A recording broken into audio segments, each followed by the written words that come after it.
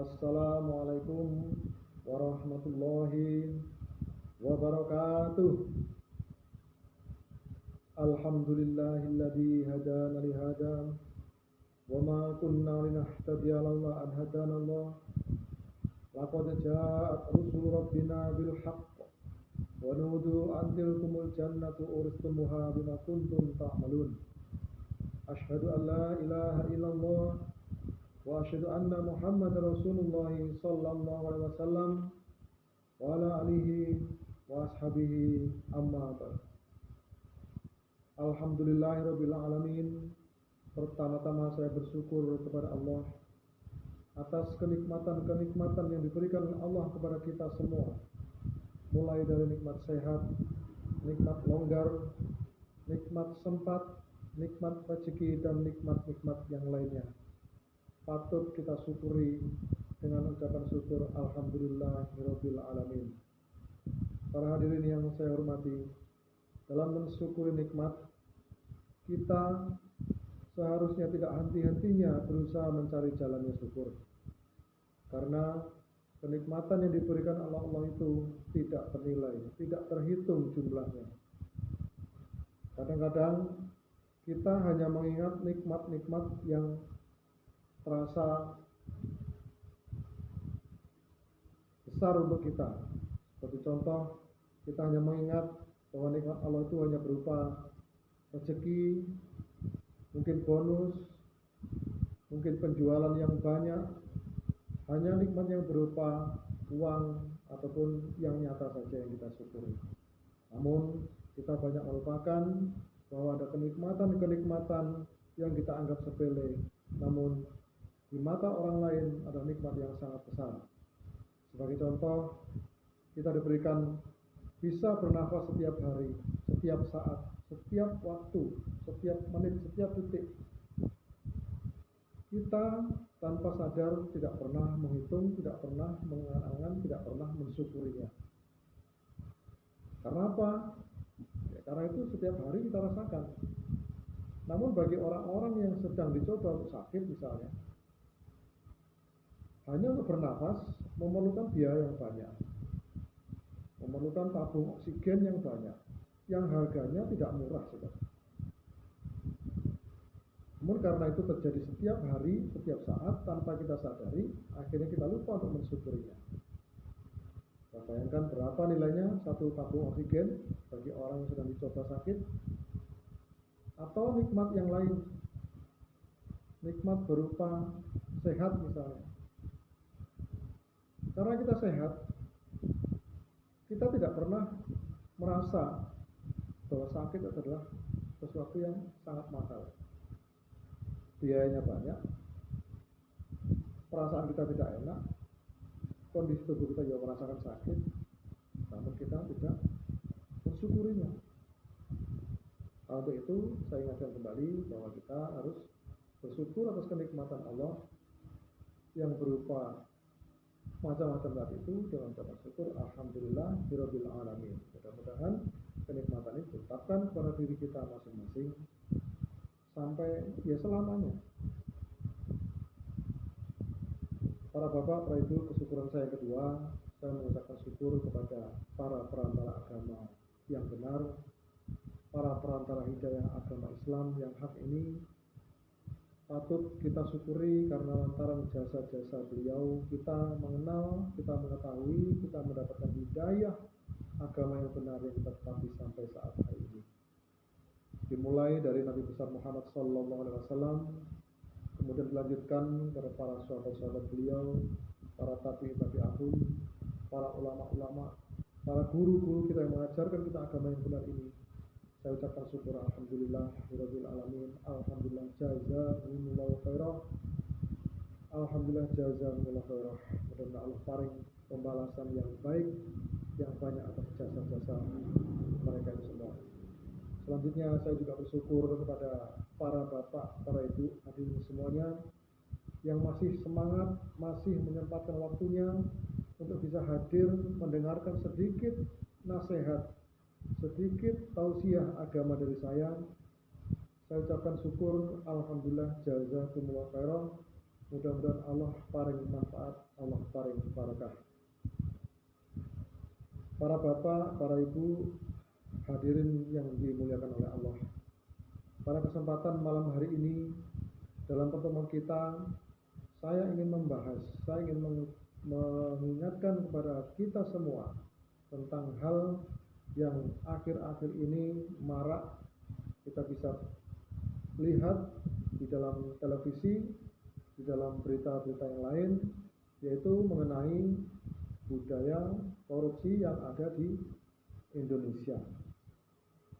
Saya memberikan judul pada makalah kali ini, pada sesi materi nasihat pada malam hari ini, yaitu korupsi sebagai bukti nyata bahwa ilmu yang tinggi jika tidak dibarengi dengan akhlak, adab yang baik akan membawa kerusakan.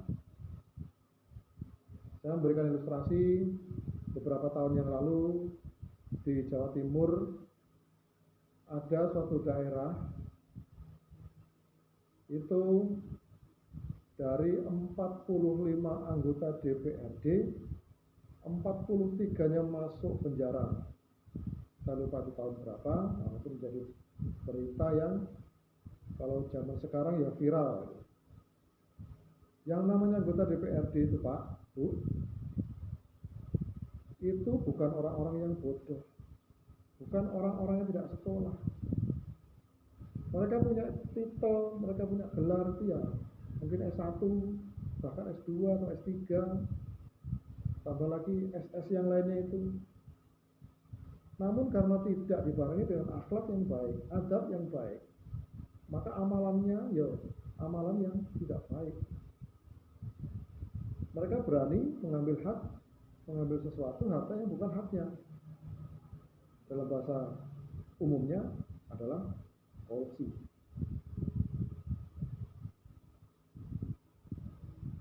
Itu sebagai bukti nyata bahwa ilmu yang tinggi, gelar yang tinggi, tanpa adab, tanpa perilaku yang baik, tanpa akhlak yang baik, bisa membawa orang untuk berani melakukan tindakan-tindakan yang tidak baik, merugikan orang lain, merugikan bangsa dan negara, yaitu amalannya berupa korupsi.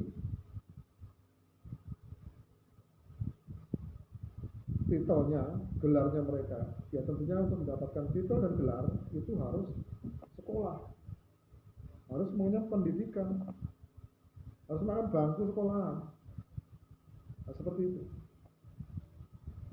Namun karena tidak dibarengi dengan akhlak yang baik, amalannya adalah amalan yang jelek. Para bapak, para ibu, kalau kita pernah menyaksikan acara pelantikan para pejabat-pejabat yang seperti itu, mereka selalu disumpah bagi yang muslim ya sumpahnya Al-Quran di atasnya. Namun kira-kira adakah yang pernah mencoba melihat itu Quran beneran atau tidak? Jangan-jangan Quran itu kosong sehingga berani untuk melanggar sumpahnya. Sumpahnya isinya baik-baik, tidak akan ini, tidak akan itu. Namun begitu dijalani lupa. Ya karena tidak memiliki akhlak yang baik, tidak memiliki karakter, amalan, akhlak, adab yang baik, sehingga berani melakukan hal-hal yang tidak baik, yaitu korupsi.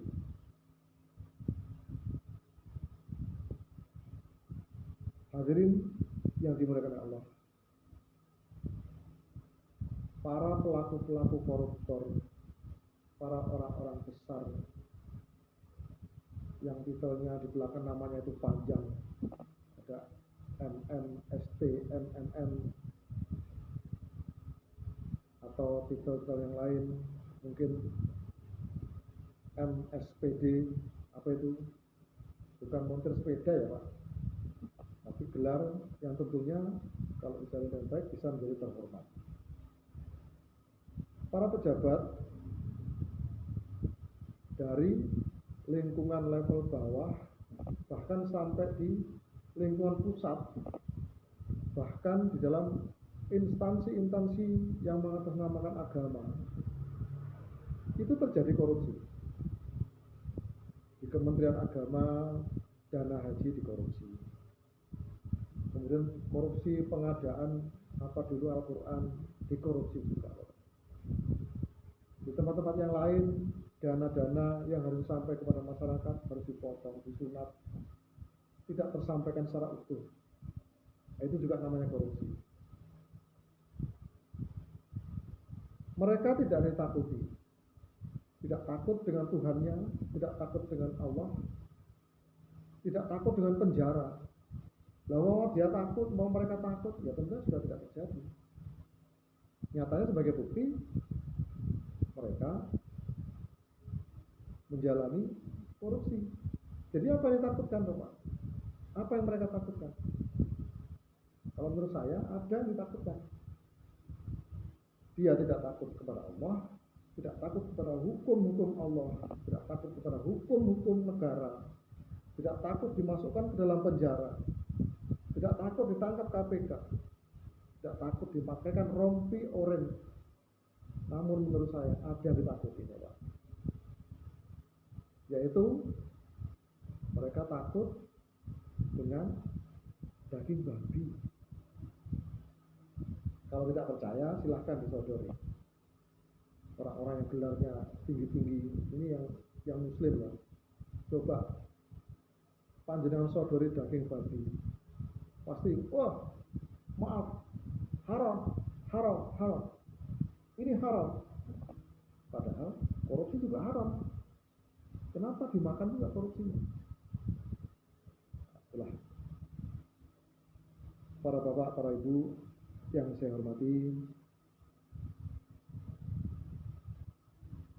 untuk membentengi generasi kita supaya tidak terjadi korupsi, tidak berani korupsi, itu adalah tugas kita semua.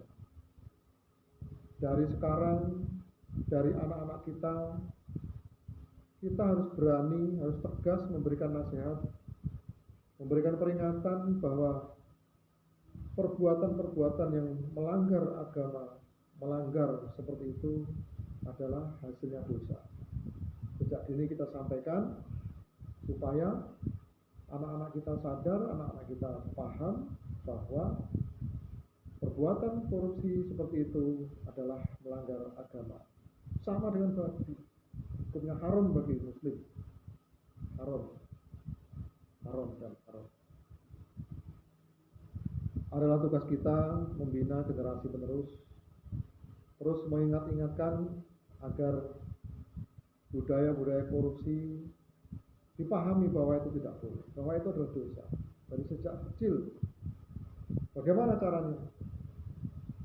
Di dalam kegiatan sehari-hari kita juga harus mengingatkan, menjelaskan, memberikan contoh yang dapat diterima. Misalnya, anak kita ajari membeli sesuatu, harganya 1.000, ya katakan 1.000. Jangan sampai dinaikkan harganya menjadi 1.500. Yang 500-nya dimasukkan ke dalam kantong. Mungkin dari hal yang sederhana itu dapat dipahami oleh anak-anak kita, dapat dipahami oleh generasi-generasi kita, sehingga perbuatan tersebut dapat dihindari sejak dini. Dan kita ingatkan juga kepada generasi penerus kita, anak-anak kita, cucu-cucu kita, bahwa ilmu yang tinggi, ilmu yang banyak, jika tidak dibarengi dengan akhlak, tidak dibarengi dengan etika, tidak dibarengi dengan karakter yang baik, dengan adab yang baik, akan membawa kerusakan. Kerusakan di dunia, dampaknya juga akan kita rasakan di akhirat. Di dunia kita diancam penjara, diancam dikucilkan oleh warga masyarakat karena kita berbuat tidak baik. Dalam akhiratnya kita diancam oleh Allah, diberi balasan berupa neraka. Nah, tentunya kita sebagai umat muslim harus takut kepada neraka dan menginginkan, merindukan dimasukkan ke dalam surga. Demikian tausiah dari saya. Mudah-mudahan Allah memberi manfaat dan barokah. Mohon apabila ada kata-kata saya yang tidak berkenan, tidak tersusun dengan rapi, mohon bisa dimaklumi dan kita ambil intisari dari apa yang saya sampaikan. Alhamdulillahirrahmanirrahim. Demikian yang saya sampaikan. Wassalamualaikum warahmatullahi wabarakatuh.